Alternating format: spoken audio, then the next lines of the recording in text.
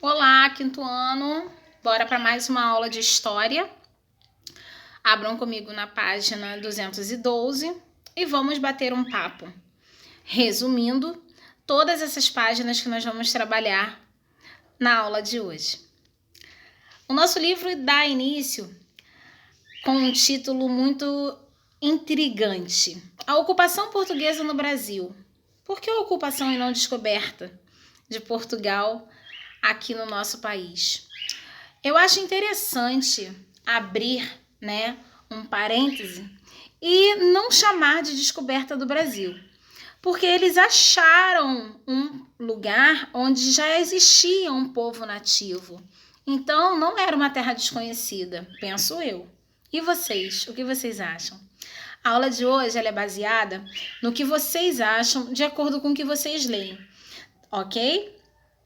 Então, a tia preparou alguns resumos e eu vou conversando com vocês ao longo das páginas. E vocês vão trocando junto comigo. Vamos lá.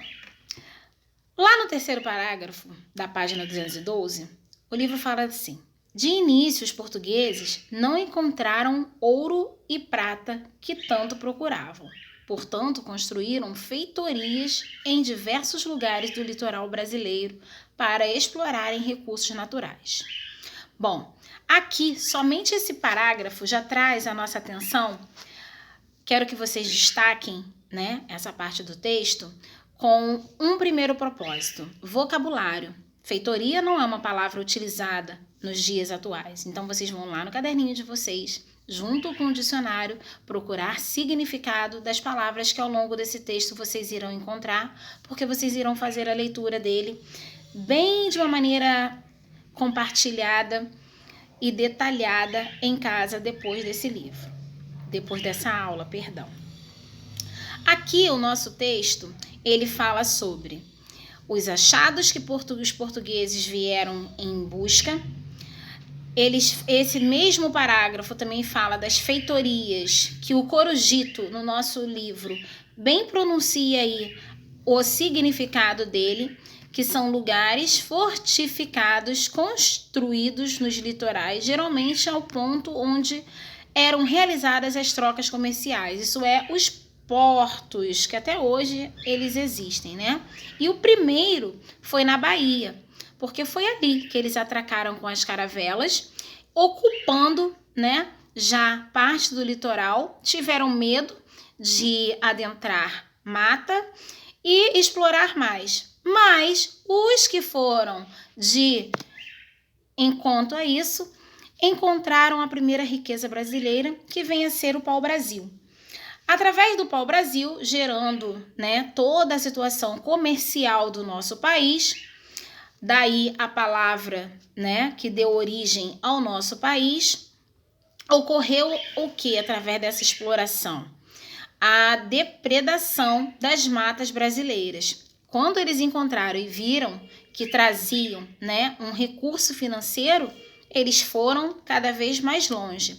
E nessa distância sendo tomada, tudo foi acontecendo.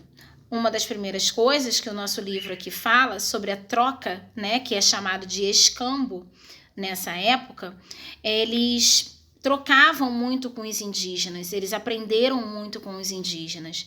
E aprendendo com os indígenas, eles acharam que poderiam trocar também com os indígenas a religião, trazendo para cá a religião católica e catequizando alguns dos índios, onde as crenças foram se modificando. E ali, eu vou voltar nesse ponto. Tem na página 213 um questionário que eu quero que vocês vão lá no caderninho de vocês. Existe no número 1 6 tópicos que eu quero que vocês repassem as perguntas e deem a resposta no caderno, ok? Copiem de acordo com o que está no livro. Vai detalhar página tal, número tal e as perguntas, beleza? É um questionário baseado nesse texto que a gente acabou de abordar. Vamos continuar identificando pontos especiais nessa história. Vamos direto para as rotas comerciais, onde nós vamos falar aqui logo desse mapa que se encontra aqui representando as capitanias hereditárias. As capitanias hereditárias nada mais eram do que um sistema, né, de administração que foi criado por Dom João III, e essa divisão de terras que ficaria por isso o nome hereditário, de pais para filhos, de antecedentes para descendentes, né? O que ocorre naturalmente nos nossos dias atuais, quando o pai e a mãe têm algum bem, logo esse bem é nosso, caso aconteça alguma situação de perda. Diz o nosso livro aqui sobre questões que nós vamos estar vendo ao longo, mas eu quero que vocês estejam destacando o nome de um governador, né, um chefe de estado, lá de 1532, que foi Martim Afonso de Souza, né? Eu quero que vocês destaquem isso, e a cidade de São Vicente, no litoral do Brasil, onde se iniciou o controle sobre as terras brasileiras com o nome das capitanias hereditárias.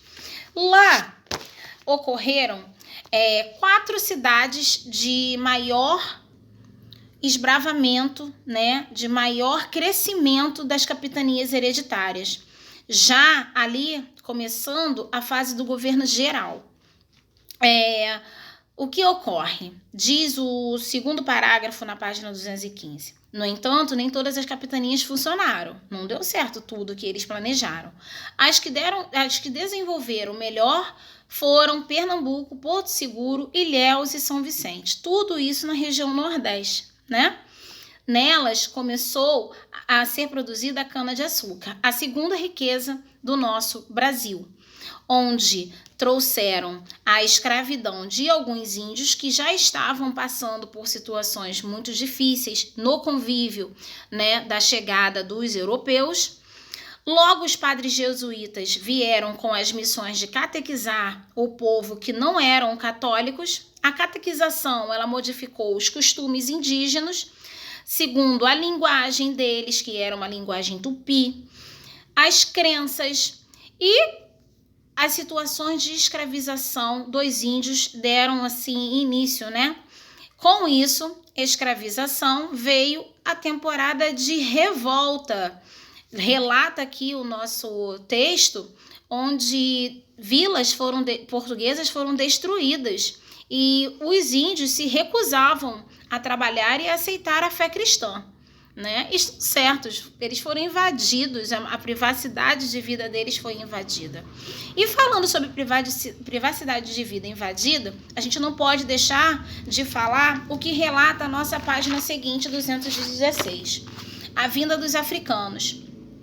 Logo aqui a gente volta a perceber que tem um mapa traçando rotas para os portos, né? Os portos brasileiros, onde os africanos eram vendidos, né? Como se fosse uma espécie de mercadoria, para dar continuidade ao poder aquisitivo exercido através da cana-de-açúcar, já mortificando toda a fase de crescimento do pau-brasil, e os africanos entrando em ação como os escravos da nossa história.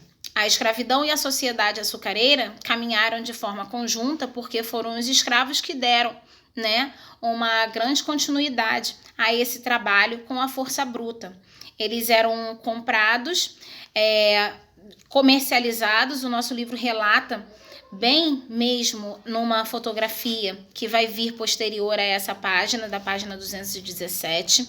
Aqui nós vemos uma riqueza da arte de Debré, tá? Debré, ele era um historiador e um professor que faz parte dessa fase de uma maneira muito especial. Eu já falo sobre isso, mas aqui eu quero deixar bem claro para vocês que a África para o Brasil, diz o livro, era longa e assustadora as viagens de lá para cá. Com isso, as sobrecargas, né, que vieram através dos navios, eles eram mal armazenados, né, porque eles eram vistos como mercadorias, então eles eram lançados lá nos cais dos navios, das embarcações, e com isso muitos chegavam aqui doentes e eles, como se fossem mercadorias, eram tratados de que maneira? Os fortes, né, ficavam eram comprados pelos senhores dessas fazendas, das grandes casas, né?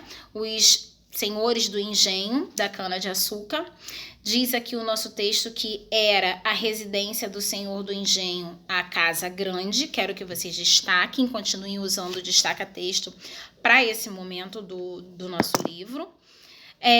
Mais à frente já destaca sobre as senzalas que eram instaladas nessas fazendas. Daí a gente começa a vivenciar que a sociedade açucareira, ela nada mais era uma organização de um poder político daquela época, né? E eu quero que vocês aqui percebam que começou a existir a pirâmide da sociedade, né? Como acontece até hoje. Mas não vamos entrar nesse momento difícil falar sobre a atualidade. Vamos continuar falando sobre o trabalho dos escravos na página 218. Eu quero que vocês aqui percebam a desigualdade social, né? O Debré, Jean-Baptiste Debré, né? Que viveu uma fase aqui no Brasil. Ele era um pintor, desenhista, um professor francês que permaneceu em missões aqui no Brasil e retratou através dessa gravura aí apresentada para vocês algo que foi muito comum, que era a venda dos escravos como mercadorias. Vale aqui eu dizer que a perda da identidade do negro, né, era visível quando eles chegavam aqui no Brasil para trabalho escravo, dando origem às revoltas que levaram à resistência africana já na página 219. Daí nós vamos falar sobre os quilombos. E eu deixo aqui o meu pedido de redação, é a atividade que eu deixo para vocês hoje, falando um pouco sobre a resistência africana, sobre os quilombos daqui do Brasil. Eu quero que vocês façam uma pesquisa, tá? Bastante rica, porém simbólica, retratando no caderno de vocês através de uma redação sobre os quilombos. Pode falar sobre Zumbi, Dandara, é muito rica essa história. Hoje eu fico por aqui e até a próxima aula de história. Beijo no coração de vocês. A próxima será a última do primeiro bimestre.